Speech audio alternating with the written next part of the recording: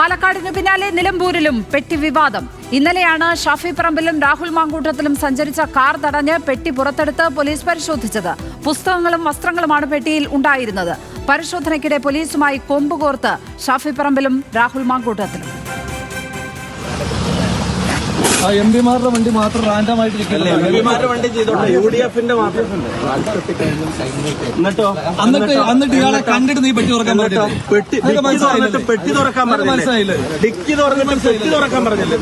മനസ്സിലായില്ല എന്നുള്ള അഭ്യാസം എടുക്കല്ലേ. എല്ലാം കൂടെ വേണ്ട, രണ്ടും കൂടെ വേണ്ട. CPM-ന്റെ പണി ചെയ്യുമ്പോൾ അത് ചെയ്താൽ പിന്നെ ഞങ്ങൾ ഉണ്ടാക്കാനും കൂടെ വരണ്ട, ഞങ്ങളെ കൂടെ സൂചിപ്പിക്കാൻ നീ വരണ്ട. അതിന്റെ കൈ വെച്ചിരുന്നാൽ മതി. അങ്ങനെ സൂചിക്കുന്ന ആളുകളും അല്ല. നിന്റെ സർവീസിനുള്ള പാരിതോഷികം തരാം, അത് തരാം കേട്ടോ. ഇതൊന്നും ഇതല്ലല്ലോ, നിന്റെ സർവീസിനുള്ള പാരിതോഷികം തരാം കേട്ടോ, ഓർത്തു വെച്ചു. എന്നാൽ പരിശോധനയിൽ പരാതിയില്ലെന്ന് ഷാഫി പറമ്പിൽ പറഞ്ഞു. ഉദ്ദേശമാണ് ചോദ്യം ചെയ്തത്. തങ്ങൾ പറഞ്ഞിട്ടാണ് പെട്ടി തുറന്നതെന്നും ഷാഫി.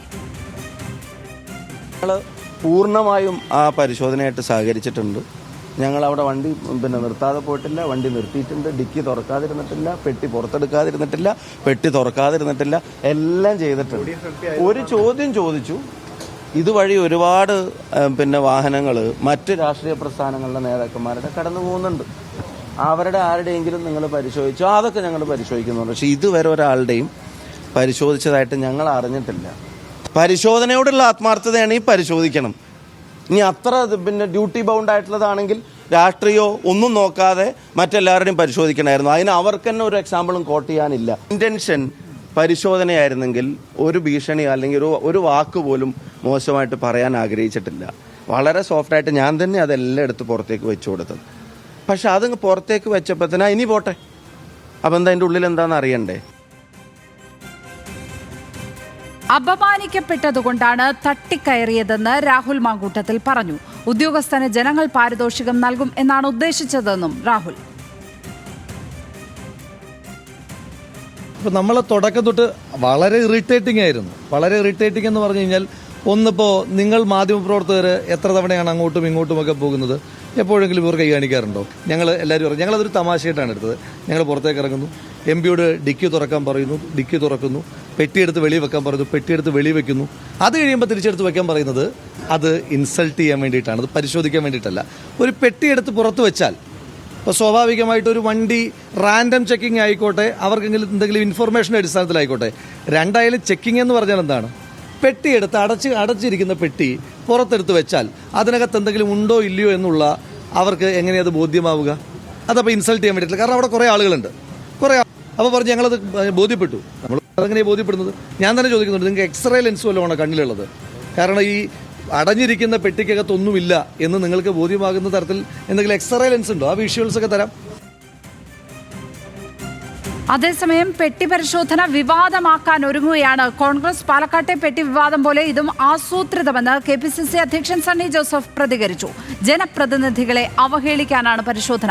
പാലക്കാട്ടെ തനിയാവർത്തനമാണ് നടന്നതെന്നും സണ്ണി ജോസഫ് പറഞ്ഞു.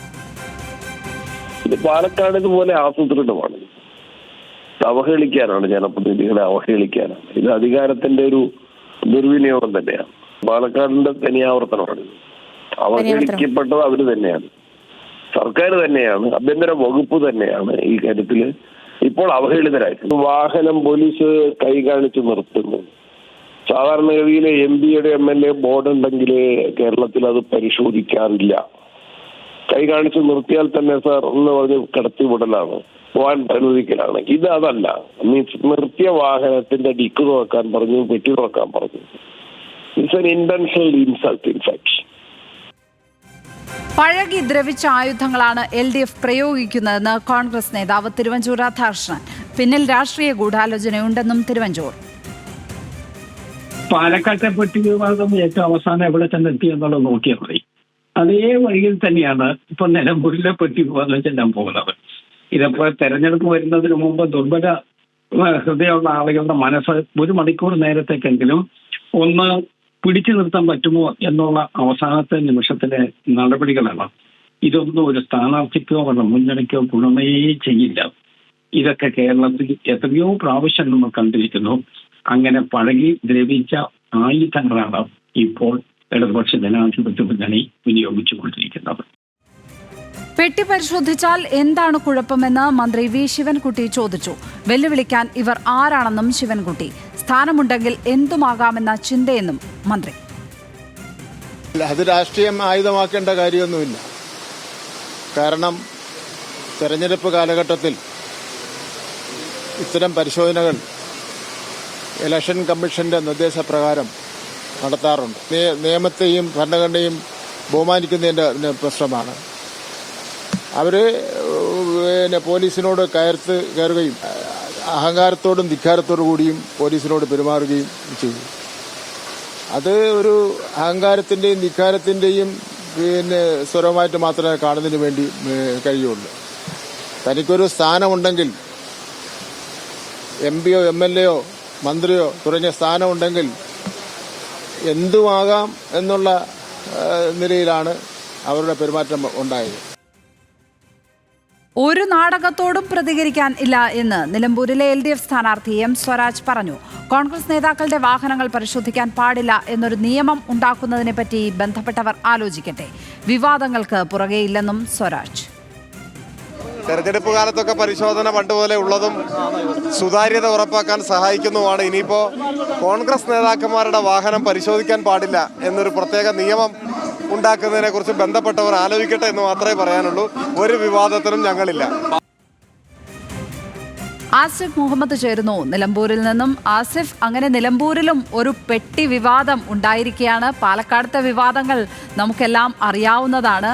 അതേപോലെ ഒരു വിവാദം ഏതായാലും UDFന്റെ കയ്യിലേക്ക് വീണ് കിട്ടിയിരിക്കുകയാണ് എന്ന് തന്നെ പറയേണ്ടി വരും. എന്തൊക്കെയാണ് ഇപ്പോൾ ഉണ്ടായിക്കൊണ്ടിരിക്കുന്ന അവിടെ നിന്നുള്ള പ്രതികരണങ്ങൾ? ഏത് തരത്തിലാണ് ഇത് തെരഞ്ഞെടുപ്പ് പ്രചാരണ രംഗത്ത് UDF കോൺഗ്രസ് ഉപയോഗിക്കുന്നത്?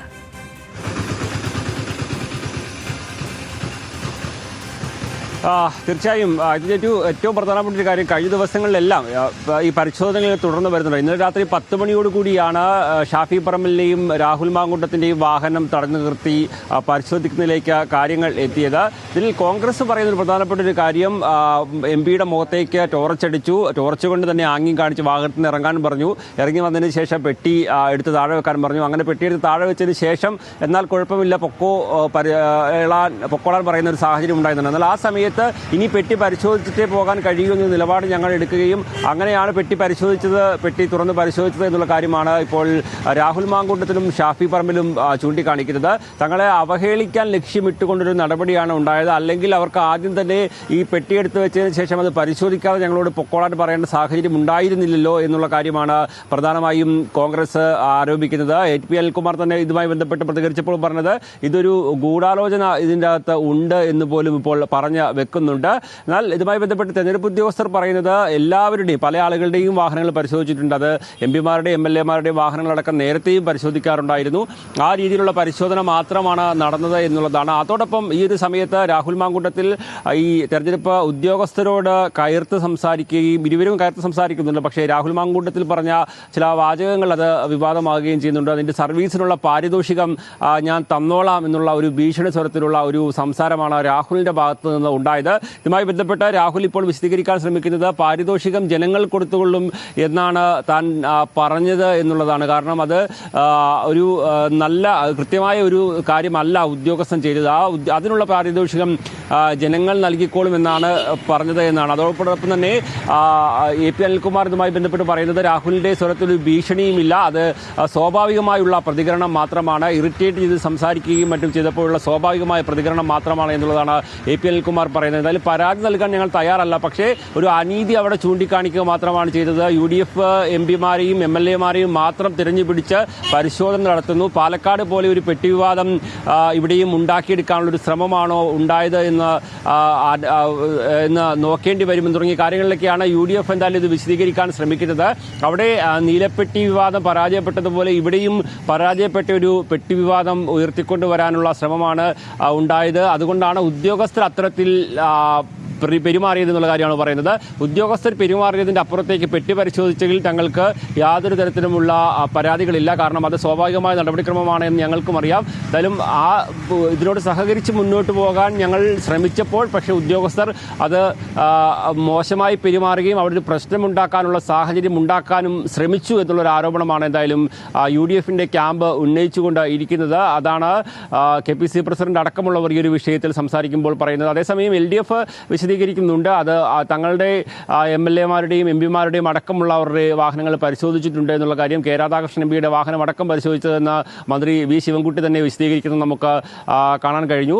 എന്തായാലും അത് UDF അനാവശ്യമായി ഉണ്ടാക്കിയൊരു വിവാദമാണ് എന്നും സ്വാഭാവികമായുള്ളൊരു പരിശോധന അത് തടസ്സപ്പെടുത്താനുള്ള ശ്രമമാണ് UDF-ന്റെ ഭാഗത്തു നിന്ന് ഉണ്ടായത് എന്നുമാണ് ഇപ്പോൾ ഏതായാലും LDF-ന്റെ ക്യാമ്പ് ആരോപിക്കുന്നത്. എന്തായാലും അല്പസമയത്തിനും തന്നെ കൂടുതൽ നേതാക്കൾ മാധ്യമങ്ങളെ കാണുമെന്നുള്ള കാര്യവും ഇപ്പോൾ വ്യക്തമാക്കുകയും ചെയ്തിട്ടുണ്ട്.